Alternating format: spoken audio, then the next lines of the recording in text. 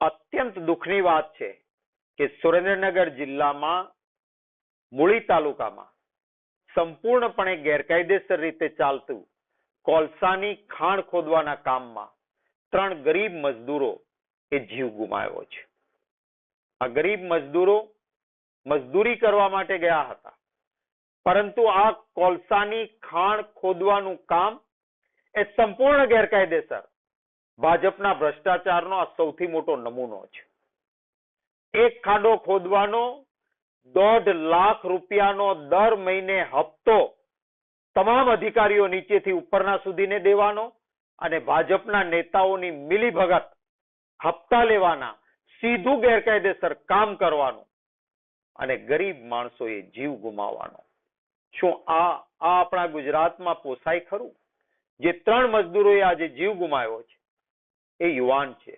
કોઈ 32 વર્ષ, કોઈ 35 વર્ષ, કોઈ 37 વર્ષના યુવાનોએ જીવ ગુમાવ્યો છે.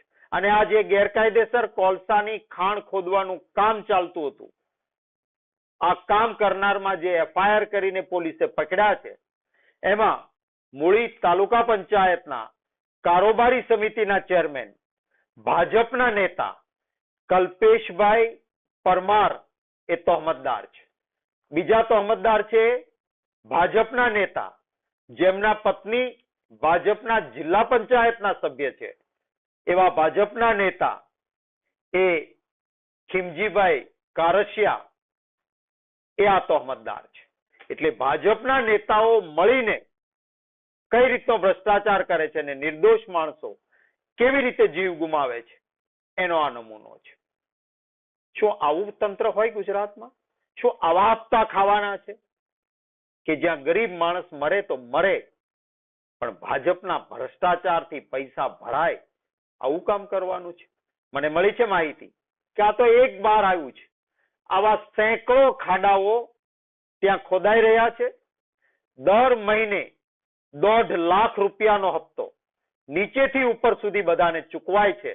ભાજપ આમાંથી હપ્તો લે અને ભાજપના નેતાઓ જ આ ગેરકાયદેસર કોલસાની ખાણો ખોદવાનું કામ સુરેન્દ્રનગર જિલ્લાના આ વિસ્તારમાં સતત ચાલતી આ પ્રવૃત્તિ છે અને ગરીબ મજદૂરો બિચારા જીવ ગુમાવે છે. ત્યારે હું વિનંતી કરીશ કે આ સમગ્ર વિસ્તારમાં ચાલતી ગેરકાયદેસર પ્રવૃત્તિનું સિટિંગ જજ માનની હાઈકોર્ટના એમની નિગેબાનીમાં એક તટસ્થ SIT દ્વારા તપાસ થવી જોઈએ. કેટલાય ગરીબ માણસો બિચારા જીવ ગુમાવે છે અને કોઈ ફરિયાદ પણ નથી થતી. અહીં તો આ ફરિયાદ થઈ અને એટલે ભાજપના 2 મોટા નેતાઓ પણ પકડાયા છે. ગુજરાત રાજ્યના મુખ્યમંત્રી શ્રીને કહીશ કે શું આપ કરો છો?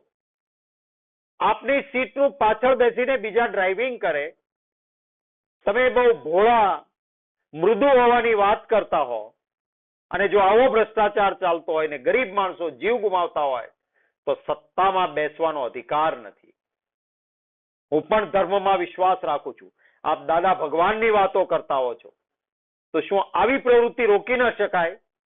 શા માટે આપ તપાસ નથી કરાવતા કે આ સમગ્ર બાબતો જે આવા સેંકડો ખાડાઓ ચાલે છે એ આપના ભ્રષ્ટ અધિકારીઓ દર મહિને 1.5 લાખનો હપ્તો લે છે. આપના ભાજપના નેતાઓ જ આ ખોટી ગેરકાનૂની પ્રવૃત્તિ કરે છે અને આપ આંખ બંધ કરીને જોયા કરો.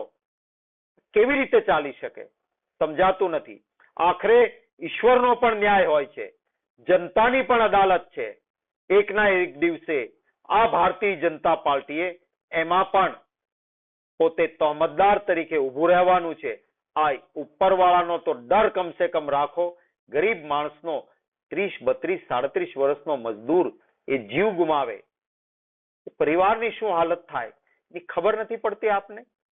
બહુ જ દુઃખ છે અને વ્યથા સાથે આ વાત કરું છું. આશા રાખું છું કે તટસ્થ તપાસ થાય અને બીજે પણ આ પ્રવૃત્તિ ચાલે છે, ભાજપના જ લોકો કરાવે છે, જે અધિકારીઓની મિલીભગત છે એની સામે કડક પગલાં લેવાય.